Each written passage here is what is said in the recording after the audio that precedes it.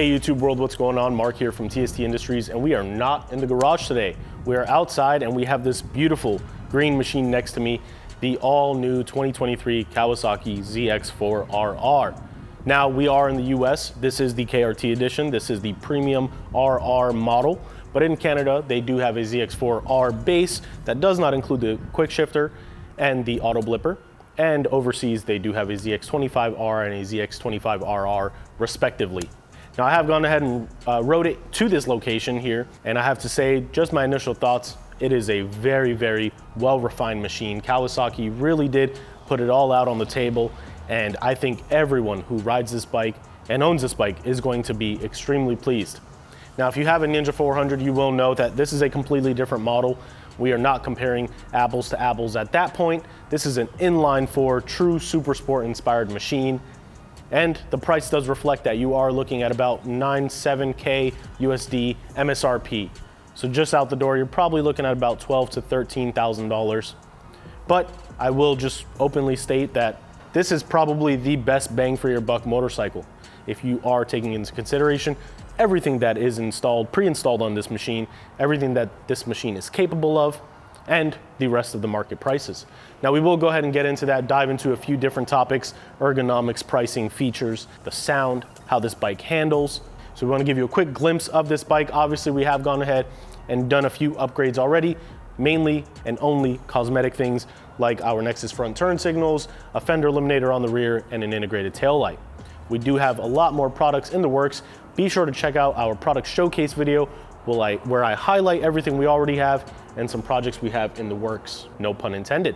And we will also, of course, have full installation videos for all of those products, and we will be taking this thing to the dyno and seeing what Kawasaki did that is making us so happy. So let's go ahead, without further ado, throw a leg over, gear up, and go ahead and take our all-new Kawasaki ZX-4RR on a brand new first ride review.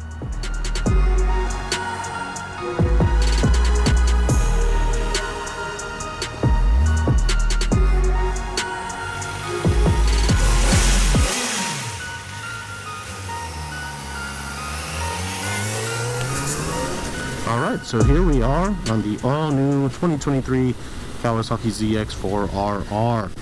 Now, right off the bat, as I mentioned in the intro, I have already ridden this thing. I put a little bit of mileage on it. We had to head back to the dealership and get a check engine light cleared that they forgot to do during the assembly process. So I did go ahead and ride that day to the dealership, and I kind of made a lot of mental notes on this bike and how it handles, things I like and things I dislike about it. And I will just say that the pros list, the likes list, is a lot longer than the dislikes list. As you can see on the dash, we are in sport mode, and it's really, really intuitive.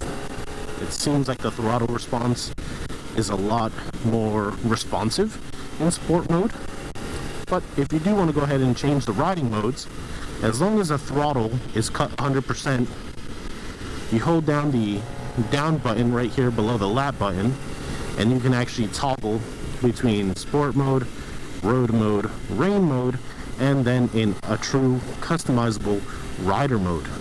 And that rider mode is pretty cool. You can change the power between full and low, and you can also change the severity of the traction control. If you have a Kawasaki, none of this would surprise you. It seems to be pretty standard of what they're doing. So just something to keep in mind. Let's go ahead and showcase changing the rider modes, and we will be doing a full video of getting to know your ZX-4RR, and it'll kind of go over a lot of the stuff that's in the owner's manual that I think a lot of people are just going to bypass. But as you can see, I'm holding the down button, and it went to road, and we do it again, it'll go to rain, and lastly, do it one more time, it'll go to rider mode. Traction control off. Let's go ahead and change it to sport with the next break we get.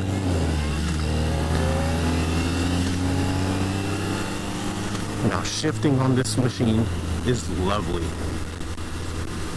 It does come, as I mentioned, with a stock quick shifter, and it's actually really easy to turn on and off. It does have a slipper clutch and an auto blipper as well, and the quick shifter is up and down shift compatible.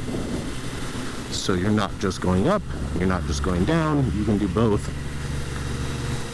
Now, the only downfall that I have seen so far, it doesn't come with the ability to do GP shift easily right out of the box or out of the crate, but it is something that, of course, if you're taking this to the track and you want to change that, you can obviously just get some rear sets that enable that. Let's go ahead and make it right up here.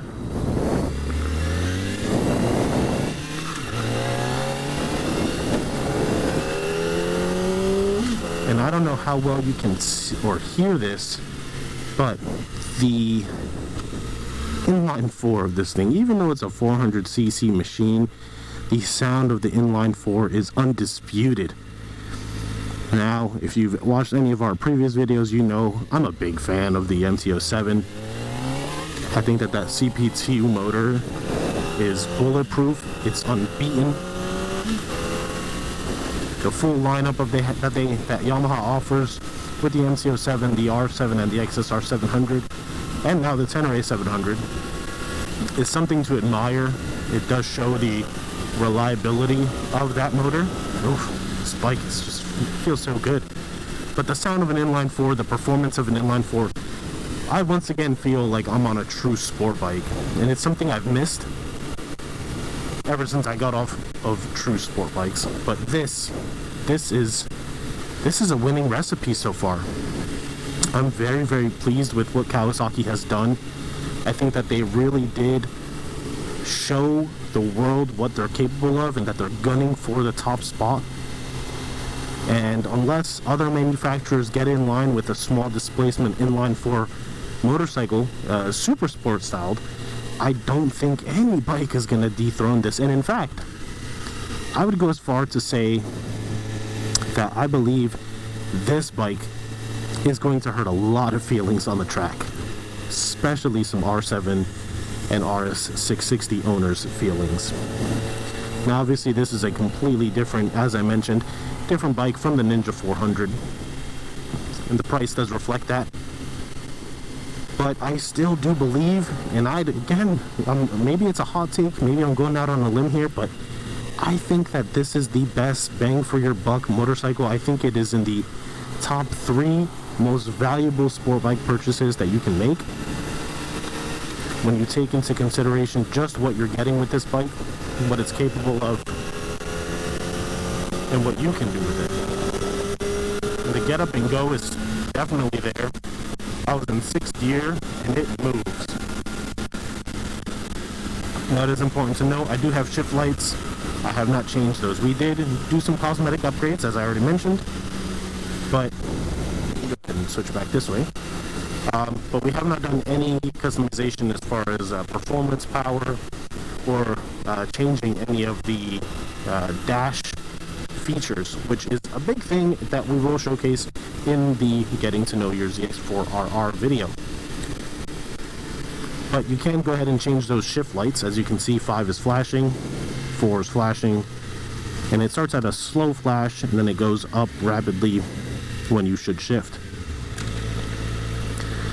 You can change that all the way up to, I believe, 14,000 RPMs. And with that in mind, this bike, redline's at 18,000 RPMs. This is a screamer of a motorcycle. We will be hopping on the highway a little bit later. Let's go ahead.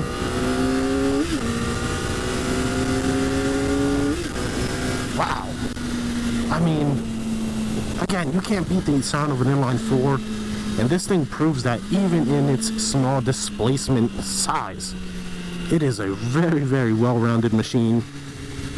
I'm excited to see what all of you think about them as you buy them, as you test ride them, and as you ultimately customize and build them. I'm really excited to head to the track with this thing and see what it's capable of. Speaking of, let's go ahead and turn on the quick shifter here. So you want to press the select button and the down button, and the KQS light does come on.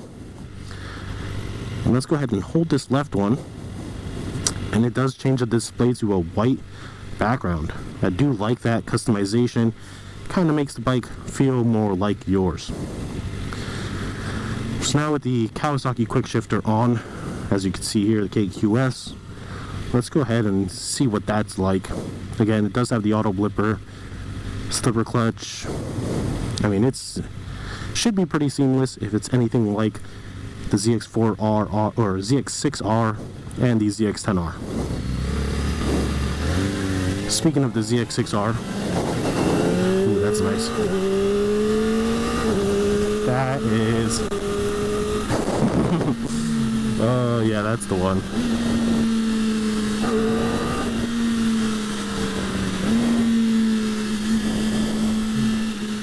Yeah, that is very intuitive.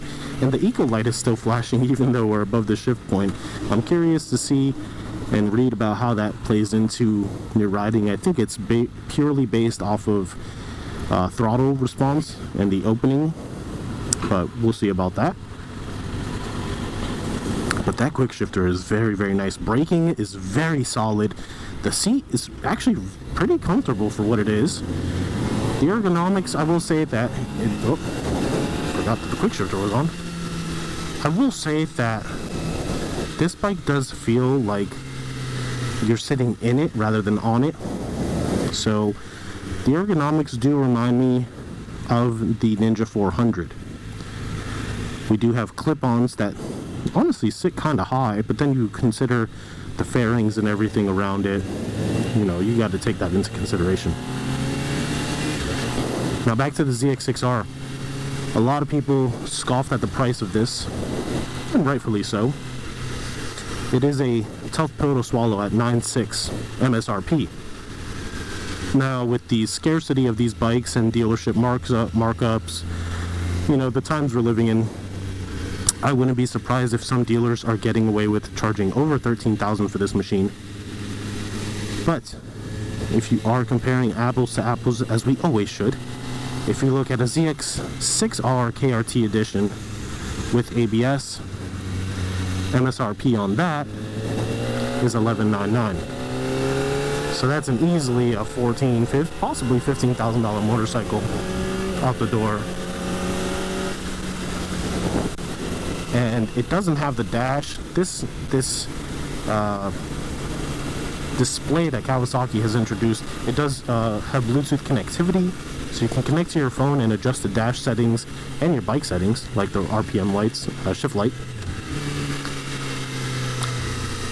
But I think comparing apples to apples, I mean, you're saving about $3,000, maybe even $4,000 if you go with this model versus the ZX-6R KRT edition with ABS.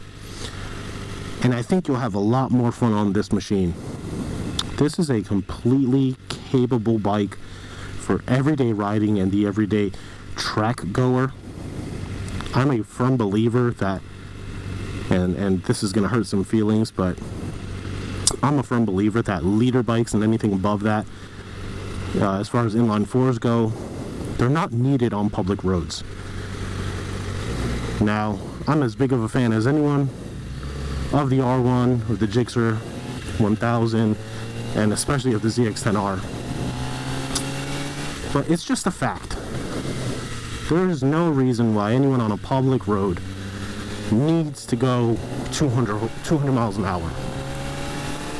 Now the fun in it is that we can do that, and I'm not saying everyone does, but the realisticness of it, the reality of it is that no one really needs that power for public roads. And I think that this platform that Kawasaki has brought to us here in the US is a perfect mix of what's needed, what can be maxed out and utilized properly, and what's affordable in a sense. It does have the ram air intake, and I will say that when you get on it, you can feel the bike grunting to take in more air. and I'm stoked. We are developing some velocity stacks. We're going to do a lot of tuning on this bike and really trying to wring out as much power as we can out of it. Usable power, that is. But the suspension, it's somewhat adjustable. The brakes are phenomenal. You have dual disc up front. The seat height is just about an inch shorter than the ZX-6R. But the ground clearance on this bike is actually taller than the ZX-6R. Now you are looking at a bike that is also 2 inches wider than the ZX-6R with a slightly shorter wheelbase. So I'm very curious. I mean, they raised the bike slightly, put you down in the bike even more. So again, you're really in the bike, you're not on the bike. And then you have all this usable power. I mean, downshifting with the quick shifter is chef's kiss. My hat's off to you Kawasaki engineers. And of course you have the KRT edition in lime green with the black, red, and white accents. Not to be missed by anybody. Completely recognizable. I mean,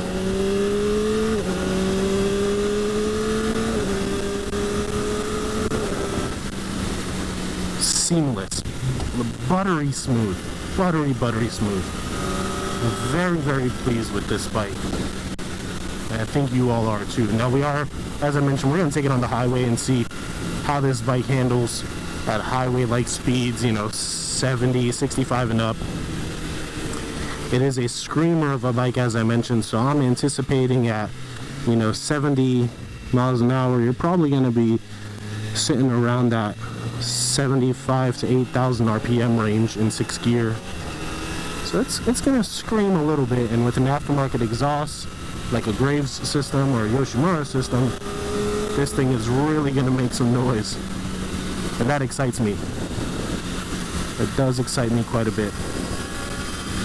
And it feels very planted. Very, very planted. A well-rounded machine all the way through.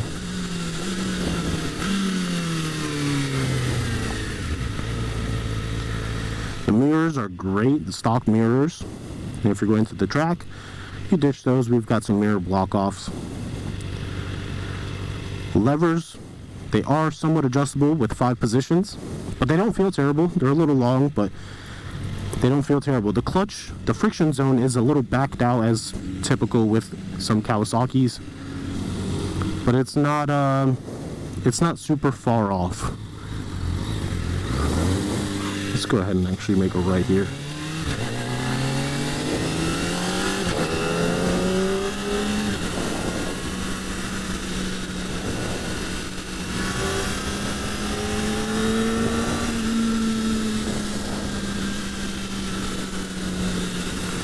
This thing does want to go.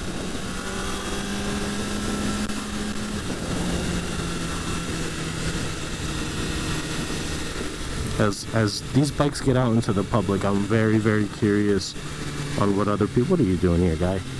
Very curious on what people think and feel about this. I want to give a huge shout out to Scouts Out on YouTube. He did a great first ride review. We worked with him in the past, and I'm stoked to see that he was able to take this bike out and ring it out. So huge shout out. Stop by his YouTube channel, check him out. He's a great guy in the motorcycle community. He doesn't have a lot of the fluff material that a lot of moto vloggers do have, and he brings very good content, so check that out. Let's go ahead and circle back around, pick up my camera crew, and let's go ahead and hit the highway